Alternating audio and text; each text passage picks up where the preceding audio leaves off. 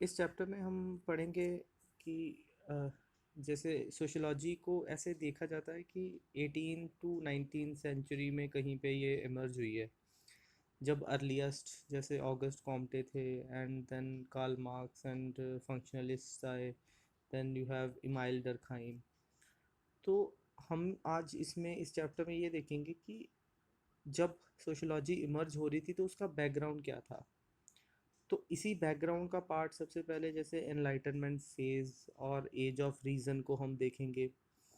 And फिर हम देखेंगे कि किस तरीके से जो स्ट्रक्चर या चेंज आई उसकी वजह से यूरोपियन सोसाइटी में वो किस तरीके से थी। आई मीन कि जैसे लोगों ने एक तो रीज़न को ज़्यादा ऊपर माना रिलीजन से। तो इस तरीके की चेंजेस हम देखेंगे। फिर हम ये भी देखेंगे कि मतलब सोशोलॉजी के इमर्ज होने में सोशल कंडीशंस का क्या रोल है। एंड फिर हम चलेंगे कि किस तरीके से एक precursor to industrial revolution, जैसे जिसमें कमर्शियल रेवोल्यूशन आया कि गुड्स एंड सर्विसेज जो प्रोवाइड होती थी उनको प्रोवाइड करने का एक मास स्केल जो कि ओरिजिनेट हुआ इस टाइम पे। देन हम देखेंगे जब ये मास स्केल ओरिजिनेट हुआ तो इसमें एक बैंकिंग, लाइक आप जब बैंकिंग को, मॉडर्न बैंकिंग को इमेजिन करते हैं तो उसमें आपको पता लगता है कि मॉनिटरी मतलब पेपर करेंसी का बहुत इंपॉर्टेंट रोल है। तो हम देखेंगे किस तरीके से ये जो कमर्शियल रेवोल्यूशन था उसमें इम्पोर्टेंस क्या थी बैंकिंग की, और किस तरीके से दोनों ने एक दूसरे को कॉम्प्लीमेंट किया। अब जब आप ये सब समझेंगे तो यू विल फील कि अब कुछ रेसेस होंगी, जैसे मतलब कुछ इस तरीके की रेसेस होंगी जो क्लासेस होंगी जो ज़्यादा इम्पोर्टेंटली अपने आप को एम्फेसाइज कर पाई होंगी, राइट। तो ऑब्वियसली वो सोशल स्ट्रेटिफिकेशन में ऊपर आ गई होंगी, तो एक तरीके से एक नई क्लास का ओरिजिनेट होगा। मतलब ये ज़रूरी नहीं है कि वो जो क्लास है दैट विल ओनली बी की रूलर्स की हो, है ना। तो एक middle class type of thing, हम इस न्यू क्लास को मिडिल क्लास तो नहीं बोलेंगे, बट दे विल बी एक इम्पॉर्टेंट क्रिटेरिया होंगे, वो अपने जो सोशल स्ट्रेटिफिकेशन का हिस्सा होंगे। तो ठीक है। तो इसके बाद हम देखेंगे कि मतलब यही जो क्लास थी यही डिस्कस करेगी आइडियाज़ कि वो मिलेंगे, एक साइंटिफिक क्लब्स बनाएंगे, एक तरीके से कॉन्ग्लोमरेशंस बनाएंगे, एक अंडरग्राउंड बार्स बनाएंगे जहाँ पे वो मिलेंगे। And they will talk about reason, कि किस तरीके से साइंटिफिक रीज़न, लॉजिक हमारी जो डेली लाइफ में इम्पोर्टेंस ज़्यादा रखता है बाकी चीज़ों से। तो इसी में ही हम ये देखेंगे कि हाउ सोशल कंडीशंस जो है वो इम्पैक्ट करती हैं साइंस को, कि मतलब इसमें आप ये समझेंगे कि जो साइंस होती है वो हमेशा कंटेम्परेरी नीड्स का रिफ्लेक्शन होती है। एंड ये जो कंटेम्परेरी नीड्स होती हैं ये इन टर्न सोसाइटी के मतलब मीन्स से दे टेक शेप। तो इसके बाद हम देखेंगे कि मिडीवल पीरियड में साइंस कैसी थी, लाइक कि हम लोग अभी आप ये देखें ना कि हम कौन से पीरियड की बात कर रहे हैं। हम बात कर रहे हैं कि आफ्टर 15th सेंचुरी, राइट। तो ये 15th सेंचुरी में चेंजेस आई हैं। जैसे एक आप पढ़ेंगे कि कोपरनिकन रेवोल्यूशन की, हम लोग मानते थे कि अर्थ के अराउंड सब कुछ घूमता है, तो इन्होंने गलत साबित किया था कि it is other way round. तो सोसाइटी ने इन सब चीज़ों को किस तरीके से लिया है ना, तो हम लोग ये चीज़ देखेंगे। तो इन सब चीज़ों का ये एक फेज़ माना गया है कि कोपरनिकन रेवोल्यूशन के बाद क्या हुआ है ना। तो this is a phase, transitioning phase. इसके बाद रिनेसेंस के बाद की डेवलपमेंट्स हम लोग देखेंगे। तो अब इनिशियली सोशियोलॉजी में आप आगे के चैप्टर्स में ये भी पढ़ेंगे कि किस तरीके से लोगों ने क्या किया। अभी it was a new discipline, तो लोगों को पता नहीं था कि कौन से मेथड्स हम फॉलो करें, इसमें कौन से रिसर्च मेथड्स लगाएं, कौन सी एक्सपेरिमेंटेशन किस तरीके से करें, है ना। तो फिर लोग क्या करते थे, लोग जो ऑलरेडी रनिंग डिसिप्लिन्स थे जैसे फिज़िक्स, मैथमेटिक्स, अभी एक और चैप्टर आएगा जिसमें मैं कंपेयर करूँगा सोशियोलॉजी को डिफरेंट डिफरेंट डिसिप्लिन्स के साथ। तो लोगों को पता नहीं था कि उसको किसके साथ कंपेयर करें, तो लोग क्या करते थे फिर वही जो सोशल साइंटिस्ट थे वही मेथड्स को उठा लेते थे जो उनके बाकी साइंसेस में होते थे। तो इसी का ही एक पार्ट है जब आप हर्बर्ट स्पेंसर की पढ़ेंगे कि बायोलॉजिकल मेथड्स उन्होंने दिए, जैसे मतलब इट इज़ कॉल्ड कि ऑर्गेनिज्मिक एनालॉजी। जिसमें आपकी ऑर्गन्स हैं, जैसे बॉडी के अलग अलग फंक्शन करते हैं, इसी तरीके से सोसाइटी के अलग अलग पार्ट्स हैं। तो अब हम इसके बाद बिल्कुल ट्रांजिशन ले लेंगे कि जो एग्ज़ाम में डायरेक्टली सवाल पूछा जाता है कि फ्रेंच रेवोल्यूशन किस तरीके से इमरजेंस ऑफ सोशलॉजी के लिए इम्पोर्टेंट था। तो इसमें आप पढ़ेंगे कि फ्रांस किस तरीके से डिवाइडेड था फ्यूडल स्टेट्स में, और ये फ्यूडल स्टेट्स में जो क्लासेस थी, आप देखिए सोशियोलॉजी की आप कंटेंट बुक उठा के कोई भी देख लीजिए तो आपको चैप्टर्स मिलेंगे, chapters on caste, chapters on class perspectives. तो ये सारी चीज़ें आपको फ्रेंच सोसाइटी में दिख रही है। मतलब जैसे जैसे डिसिप्लिन हमारा कैटेगराइज्ड है सोशल स्ट्रैटिफिकेशन में, पॉलिटिक्स एंड सोसाइटी में, एंड ऑल द थिंग्स जो आप देख सकते हैं, तो आपको दिखेगा कि ये फ्रेंच रेवोल्यूशन में सब चीज़ें प्रेजेंट थी और इन सब चीज़ों में काफ़ी हद तक चेंज आया। तो हम लोग इसमें ये पढ़ेंगे कि क्या चेंज आया और किस तरीके से सोशियोलॉजी इसमें इम्पॉर्टेंट थी इस चेंज को समझने के लिए। उसके बाद हम कुछ कुछ इसके इम्पॉर्टेंट इवेंट्स देख लेंगे जिससे कि हम एक अच्छा आंसर बना पाएंगे पेपर में। देन इंडस्ट्रियल रेवोल्यूशन की तरफ चलेंगे। अब इंडस्ट्रियल रेवोल्यूशन में भी आता है, अब जैसे आपको सीधा मैंने इसका कोई आंसर क्वेश्चन नहीं देखा कि जिसमें इंडस्ट्रियल रेवोल्यूशन सीधा पूछ लिया जाए, बिकॉज है तो ये GS1 का टॉपिक, पर जो इसके सोसाइटी के पे इफ़ेक्ट्स हैं ना, वो काफ़ी हद तक पूछे जाते हैं। तो फिर हम ये ज़रूर इम्पोर्टेंटली इन चीज़ों को देख लेंगे। और फिर उसके बाद हम लोग ये दोनों, आफ्टर डिस्कसिंग फ्रेंच रेवोल्यूशन और इंडस्ट्रियल रेवोल्यूशन, हम लोग सीधा चलेंगे कि किस तरीके से इन दोनों इवेंट्स ने आइडियाज़ को, लोगों के समझने की तरीके को चेंज किया, एंड हाउ सोसाइटी में किस तरीके से बदलाव आया, और वो सोसाइटी का बदलाव जो आया वो किस तरीके से इमरजेंस ऑफ सोशोलॉजी के लिए इम्पोर्टेंट था। उसके बाद हम लोग कुछ कुछ इसका एक थोड़ी सी हिस्टोरिकल पर्सपेक्टिव देख के इसको थोड़ा सा हम लोग कंक्लूजन कर देंगे इसकी। तो आइए फिर हम इसमें स्टार्ट करते हैं। तो अब आपको अगर मैं बोलूँ कि आप कोई टाइम पीरियड, अब जैसे ये दिस इज़ इंट्रोडक्शन, मैं अभी आपको डिटेल में ये सब बताऊँगा, तो ये होपफुली आपको सब कुछ नज़र आ रहा होगा। तो अभी आप इसमें देखें तो फर्स्ट ऑफ ऑल आप एक रफली, अगर आपको इसको किसी एक टाइम पीरियड के साथ जोड़ना पड़े तो आप किस टाइम पीरियड के साथ जोड़ेंगे? Obviously it is around 18th and 19th century Europe. तो एक तरीके से क्या, अब हम मैं क्वेश्चन अगला आपको ये पूछना चाहता हूँ कि क्या हम ये माने कि सोशियोलॉजी यूरोपियन कंसेप्ट है सिर्फ, मतलब obviously it emerged in Europe, but क्या ये सिर्फ यूरोपियन कॉन्टेक्स्ट है? तो जैसे कि पेपर 2 में हम पढ़ेंगे कि it is not true. Eastern में already this was, there was a society, there was study of society, जैसे कि डिफरेंट डिफरेंट लोग लिखते थे इंडिया में आके सोसाइटी के बारे में। तो हम लोग ये देखेंगे कि it was not a new phenomena, it was just because कि इसकी वजह से, सोशोलॉजी के एवोल्यूशन की वजह से ये चीज़ हमारे सामने आई, है ना। तो मतलब आफ्टर सोशोलॉजी डेवलप्ड उसको अप्लाई बाद में किया गया इंडियन कॉन्टेक्स्ट में, पर there was society, there was some sort of study, पर उसको सिस्टमिकली नहीं किया गया था। तो अब फिर हम देखेंगे, मतलब जैसे जो कि मैं पहले ही एक्सप्लेन कर चुका हूँ, तो मेजर मेजर स्ट्रीम्स इसमें आती हैं कि जब आपसे कोई भी पूछे कि तो इसको हमेशा लिंक करना है सोशियोलॉजी के इमर्जेंस को कमर्शियल रेवोल्यूशन से, साइंटिफिक रेवोल्यूशन से, फ्रेंच रेवोल्यूशन से, और इंडस्ट्रियल रेवोल्यूशन से। तो आपको एक डायग्राम बनाना है जिसमें आप शो करोगे कि emergence of sociology can be attributed to ये चार, जिसमें मैं आपको बता दूंगा, ठीक है। तो उसमें अगर तो सिर्फ मतलब 10 मार्कर आएगा तो बस आप ये वो पूछेंगे what is the background to the emergence of sociology, जैसे मैंने ये डार्कन किया हुआ है। तो उसमें आप सिर्फ ये चार रेवोल्यूशंस लिखोगे, और उन चार रेवोल्यूशंस में जो जो थोड़ा थोड़ा इंपॉर्टेंट एक दो लाइन लिख के उसके बाद आप कंक्लूजन में दे दोगे कि किस तरीके से इन्होंने, और एक दो थिंकर्स दे देना, जैसे कि मतलब इंडस्ट्रियल रेवोल्यूशन के साथ आप कार्ल मार्क्स को एसोसिएट करोगे, तो और साइंटिफिक रेवोल्यूशन के साथ आप जैसे वो नए नए आइडियाज़ आए थे, है ना। तो जैसे फ्रेंच रेवोल्यूशन के साथ आप वो लिबर्टी फ्रेटर्निटी वाला प्रिंसिपल ऐड कर दोगे, तो आपको बस वो एक्सप्लेन करोगे, और फिर आप कुछ कुछ इंटेलेक्चुअल चीज़ें बता दोगे कि जॉन लॉक ने क्या कहा, रूजियो ने क्या कहा। तो ये हम आगे देख भी लेंगे, पर आपको मैं एक जनरल लेआउट बता रहा हूँ कि आप आंसर कैसे कर सकते हो। तो आगे हम देख लेंगे कि इसका बैकग्राउंड क्या था, है ना। मतलब तो बैकग्राउंड यही था कि आप कभी भी देखें तो society is shaped by ideas. तो जो भी उस पीरियड के आइडियाज़ होंगे वो उस पीरियड की सोशल कंडीशन से रिफ्लेक्ट करेंगे। जैसे अगर मतलब आप हम ब्रिटिश राज के अंडर थे, तो कलोनलिज्म के अंडर थे, हमारे लिए मतलब किस तरीके की प्रायोरिटीज़ थी? ऑब्वियसली हमारी प्रायोरिटीज़ थी कि चलो यार हमारे, हमें खाने पीने के लिए कुछ मिल जाए, फैमिन है तो हमें इफेक्ट ना करे, हमारी एजुकेशन थोड़ी बहुत सही हो जाए, तो हमें यही मतलब हमारे यही इंपॉर्टेंट क्राइटेरियाज होते थे टू डिफाइन आवर लाइफ्स। तो अ, अब किसी भी सोसाइटी में है, अगर मतलब फ्रेंच सोसाइटी है, तो आप हमेशा देखोगे कि there will always be some domination, जैसे वो हर्बर्ट स्पेंसर बोलते हैं ना, या फिर डार्विनियन एक प्रिंसिपल है जिसमें कहता है कि सर्वाइवल ऑफ द फिटेस्ट।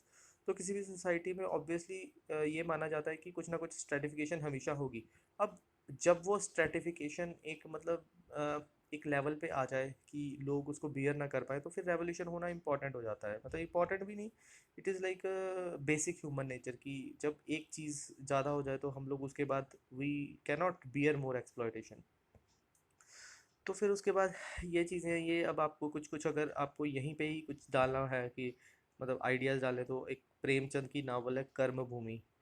तो ये 1980s के टाइम टेलीविज़न पे आई थी। तो इसने काफ़ी एक्सप्लेन किया था कि किस तरीके की चेंजेस हो रही थी उस टाइम पे, है ना, किस तरीके से मतलब कल्चर, थिएटर, सॉन्ग्स, लिटरेचर था। तो ये एक एग्जांपल है कि किस तरीके से जो आइडियाज़ होते हैं वो सोशल कॉन्टेक्स्ट को डिस्प्ले करते हैं। तो इसमें आप ज़रूरी नहीं है जो मैंने लिखा है वही लिखेंगे, मतलब आपको एक जनरल आइडिया दे दिया कि आप किस तरीके से फॉर्म कर सकते हैं, तो लिखना वही जो आपके मन में आएगा, बिकॉज ये चीज़ें आपको भूल भी सकती है, पर मेन आइडिया आप सेम रखेंगे। तो जैसे कि मैंने आपको कहा है कि अब एनलाइटनमेंट पीरियड के बारे में आपको कुछ पूछेगा कि किस तरीके से क्या एनलाइटनमेंट क्या होता है, किस तरीके से इसने सोशोलॉजी को वो किया, इफ़ेक्ट किया। तो अ, आप देखिए तो स्टार्टिंग में इन्होंने क्या किया कि सोशोलॉजी को साइंस की तरह इस्टेब्लिश करने की कोशिश की है। तो फ्रेंच रेवोल्यूशन और इंडस्ट्रियल रेवोल्यूशन में एक तो साइंस का बहुत इंपॉर्टेंट रोल था। इंडस्ट्रियल रेवोल्यूशन में, फ्रेंच रेवोल्यूशन में भी था रोल, इन द सेंस कि जैसे कुछ कुछ वेपन्स, इंडस्ट्रियल सिस्टम्स आ रहे थे, और रिसोर्सेज के लिए फ्रांस इधर उधर इम्पीरियलिज्म फैला रहा था, लेट अस से कि अमेरिकन सिविल वॉर में भी इसीलिए वो मतलब एंटर कर रहा था। अमेरिका के साथ इंडिपेंडेंस का रोल ही यही था, अमेरिका को कॉलोनी की तरह रखा हुआ था। तो ये सब चीज़ें एक तरीके से आपको पता लगेगी कि काफ़ी तरीके से साइंस अब रिस्पॉन्सिबल तो नहीं माना जाएगा, बिकॉज हम कहते हैं कि साइंस एक बहुत सब्जेक्टिव चीज़ है जिसको जो डिपेंड करेगा हम उसे कैसे यूज़ करते हैं। तो जो फ्रेंच रेवोल्यूशन, इंडस्ट्रियल रेवोल्यूशन था, वो एनलाइटनमेंट को बहुत ज़्यादा इंपॉर्टेंस हम उसमें देंगे, क्योंकि आप देखें तो फ्रेंच रेवोल्यूशन का नतीजा क्या था कि जो विचारधारा आई, मतलब जो थिंकिंग आई, जो लॉजिक आया कि लिबर्टी, इक्वालिटी, फ्रेटर्निटी, या फिर मॉन्टेस्क्यू ने सेपरेशन ऑफ पावर्स का प्रिंसिपल दिया कि जिसमें वो बोलते हैं कि तीन हिस्से हैं स्टेट के, लेजिस्लेचर, एग्जीक्यूटिव और जुडिशरी, और तीनों को अलग अलग काम करना है, उनके स्फेयर ऑफ इन्फ्लुएंस ओवरलैपिंग नहीं होनी चाहिए। तो कहीं ना कहीं ये आइडियोलॉजी आई थी कि अगर ये ओवरलैप करेंगे एक ही बंदे में, जैसे लेटर से किंग के ऊपर ही सब कुछ डिपेंड होगा, तो वो एक्सप्लॉयटेटिव हो जाएगी लोगों के लिए वो चीज़। तो ये सब आइडियाज़ जो थे ये हमें मतलब फ्रेंच रेवोल्यूशन से प्रभावित हुए, चाहे हम देख भी लेंगे कि फ्रेंच रेवोल्यूशन में एंड में क्या हुआ, बट स्टिल। तो एनलाइटनमेंट पीरियड में आप क्या करोगे, ये लिखोगे कि एक तो साइंटिफिक डिसिप्लिन है सोशियोलॉजी, राइट। देन यही साइंटिफिक डिसिप्लिन को कंसिडर इसलिए किया गया क्योंकि इंडस्ट्रियल रेवोल्यूशन और फ्रेंच रेवोल्यूशन दोनों में साइंस का रोल था, राइट। तो जो फ्रेंच रेवोल्यूशन है, अब जैसे साइंस इनिशियली आ गई तो साइंस से के साथ लॉजिक और रैशनैलिटी आई। इसी लॉजिक और रैशनैलिटी ने फ्रेंच फिलोसफर्स के अंदर ये चीज़ जगाई कि मतलब हाँ, we have a new phase of new way of thinking about the social conditions which are happening. तो इन्होंने एक, पहले माना जाता था ना कि king is divine right, theory होती थी किंग्स की, है ना। देन वहाँ पे क्या माना जाता था कि किंग एम्बॉडीमेंट ऑफ गॉड है। एंड जो चर्च है, क्लर्जी है, वो बहुत इंपॉर्टेंट है बंदे की ज़िंदगी की, मतलब वो they it can define the life of a person. तो ये चीज़ को चेंज किया, मतलब एक रेडिकली चेंज किया, जो ट्रेडिशनल थिंकिंग थी उसको सोचना शुरू किया। जैसे आप देखें कि तीन एस्टेट्स बनी हैं इसमें, तो जो थर्ड एस्टेट थी जिसमें इमर्जिंग क्लासेस थी और पीजेंट्स थे, तो उन्होंने अपने हकों के लिए लड़ाई की है। तो कहीं ना कहीं पहले हमेशा एक ट्रेडिशनल वो थी, ऑर्थोडॉक्स थिंकिंग थी कि नहीं यार, जो भी हमारी कंडीशन है उसमें there might be an element कि हमने पुराने जन्मों में कुछ बुरा किया हो। तो people accepted kind of such explanation and such things. पर अभी क्या हुआ, एक entirely different way of thinking आया, जिससे कि लोगों के ने ये सोचा शुरू किया कि यार ज़रूरी नहीं है मैंने पुराने जन्म में कुछ किया है, या फिर मैंने ये जो किंग है बॉडीमेंट ऑफ गॉड नहीं है, ये भी एक बंदा ही। तो इसका आप रिजल्ट भी तो देखें ना, जो वहाँ पे लुइस 16 थे उनको बिहेड कर दिया, उनकी वाइफ को बिहेड कर दिया गिलोटीन से।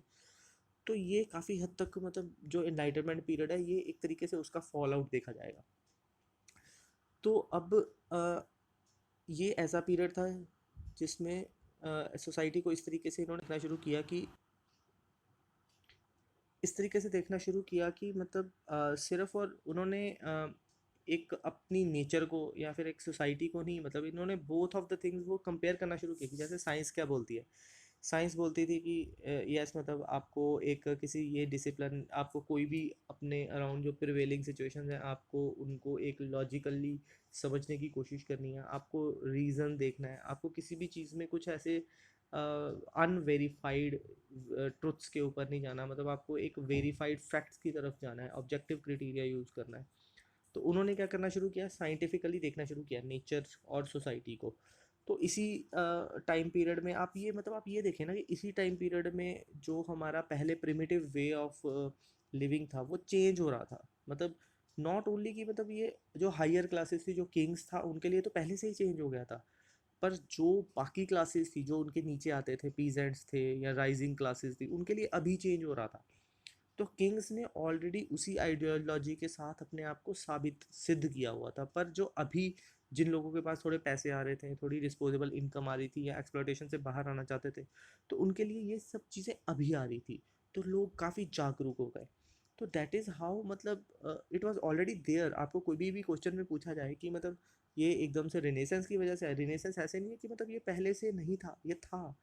साइंटिफिक थिंकिंग थी, ऑब्जेक्टिव थिंकिंग थी, पर जो हायर क्लासेस होती थी वो लोअर क्लासेस तो मतलब गरीबी में सोच ही नहीं पाएंगे ना। मतलब सबसे पहले क्या होगी, रोटी कपड़ा मकान की नीड को पूरा करेंगे, उसके बाद ही कुछ अच्छा सोच पाएंगे ना। तो फिर ये ऊपर ही नहीं उठ पाते थे उस चीज़ से, बट ऊपर वाले जो क्लास थी वो उठ चुकी थी। तो ये हम आगे भी देख लेंगे। तो मतलब आपको ये समझ आ गया ना कि एनलाइटनमेंट का आप बेसिकली कुछ कीवर्ड्स हैं वो आप हमेशा लिखिए, ऑब्जेक्टिव थिंकिंग, साइंटिफिक रेवोल्यूशन, फिर रैशनैलिटी, फिर लॉजिक, फिर आप एक डायग्राम बना सकते हैं जिसमें लेफ्ट में आप लिखेंगे कि पुराने विचारधारा क्या थी और फिर नई विचारधारा क्या है। तो अब हम देखेंगे कि मतलब चेंज अब यूरोपियन सोसाइटी में क्या चेंज आया। तो आप ये देखें कि पहले क्या था, जैसे इंडिया में लैंड बहुत सेंट्रल होता है, अभी भी है। कोई भी सोसाइटी होती है जो एग्रीकल्चर से मैन्युफैक्चरिंग की तरफ आ रही होती है, तो वहाँ पे लैंड बहुत ज़्यादा इंपॉर्टेंट रिसोर्स होता है, क्योंकि एग्रीकल्चर उसी पे डिपेंड करेगी। और जो इनिशियल इंडस्ट्री आएगी, मैन्युफैक्चरिंग इंडस्ट्री, वो भी एग्रीकल्चर के ऊपर ही डिपेंडेंट होगी, लैंड्स के ऊपर ही डिपेंडेंट होगी। लेट अस से कि जब इंडस्ट्रियल रेवोल्यूशन आया तो जो स्पिनिंग जेनी और ये जो वाटर व्हील और इस तरीके की चीज़ें आई, तो आपको वैसे मैं ये बता दूं कि लैंड को एज ए रिसोर्स माना जाता था। जैसे लैंड रेवेन्यू सिस्टम्स बहुत इंपॉर्टेंट होते थे किसी भी डायनेस्टी के, बी इट इन इंडिया और बी इट इन यूरोप। तो क्या था कि इस लैंड को अराउंड, ये लैंड सिर्फ इस तरीके आप देखेंगे कि इंडिया में जैसे कंसेप्ट ऑफ वो था कि ब्रह्माद्या, तो उसमें क्या होता था कि जो रूलर होता था वो लैंड ग्रांट दे देता था जो वहाँ पे रहने वाले प्रीस्ट होते थे, राइट। तो ये जो एक मैट्रिक्स बन जाएगा आपके पास जिसमें लैंड, रिलीजन, रूलर्स, ये सब कनेक्टेड होंगे एक दूसरे को, और एक तरीके से मतलब इसके अराउंड सारी सोसाइटी रिवॉल्व करेगी। जैसे कि आप सोसाइटी के कुछ इंपॉर्टेंट एलिमेंट्स क्या देखेंगे कि फैमिली और किनशिप है वो सेंट्रल होती है बंदों की लाइफ में। तो क्या था कि ये सारा जो तीनों का मैट्रिक्स था ना, ये बंदे की फैमिली, किनशिप और उनकी लाइफ, इन तीनों को इफेक्ट करता था। तो अब मैंने ये बोला कि चेंज इन यूरोपियन सोसाइटी आया, तो ये चेंज कैसे आया। ये चेंज आया दो रेवोल्यूशन की मदद से। तो एक तो फ्रेंच रेवोल्यूशन हो गया, दूसरा हो गया इंडस्ट्रियल रेवोल्यूशन। तो इसमें सबसे इम्पॉर्टेंट फैक्ट क्या हुआ, अब आपने ये देखा होगा कि जो लुइस 16 है या 14 से 16 है, ये सारे मतलब ये बेसिकली एक डायनेस्टी ही फॉल कर गई है। तो जो ओल्ड क्लासेस है वो ओवरथ्रो हो गई थी और जो नई क्लासेस थी वो अराइज हुई थी। तो मतलब एक आप एक इसमें ये बना सकते हैं कि क्या चेंज आई। तो चेंज में सबसे इंपॉर्टेंट क्या लिखोगे, आप क्लास वाइज इसको समझने की कोशिश करोगे कि पहले जो क्लासेस थी, ओल्ड क्लासेस को ओवरथ्रो कर दिया था और जो नई क्लासेस थी वो ओरिजिनेट हुई थी।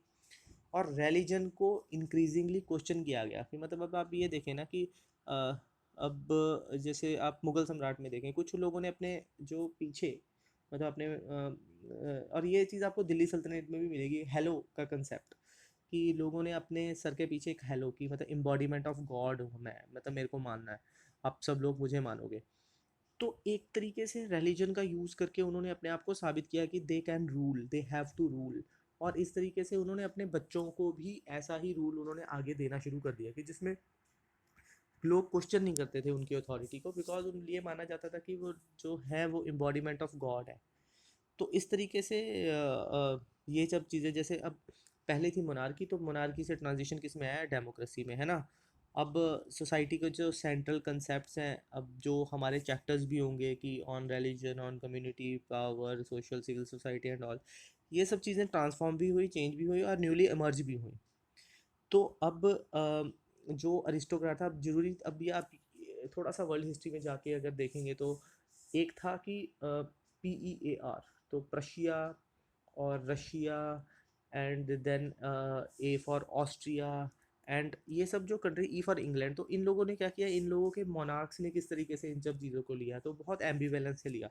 लोगों ने एक मतलब कॉन्फ्रेंस की और ये साबित किया कि, तो ये ट्राई करने की कोशिश की कि जो रेवोल्यूशन हैं वो थ्रेट हैं किसी भी सोसाइटी के लिए। तो जो पहला एक्सपीरियंस हुआ था, that was not according to जो उन्होंने सोचा था, कि मतलब इसका एक्सपीरियंस बहुत एम्बिवेलेंट आया था रूलर्स की मदद से। तो अभी हम ये पार्ट वन इतने ही रखते हैं, तो पार्ट टू में अभी हम चलेंगे कि सोशल कंडीशंस क्या थी इन विच जो सोशोलॉजी इमर्ज किया। तो बने रहिए मेरे साथ।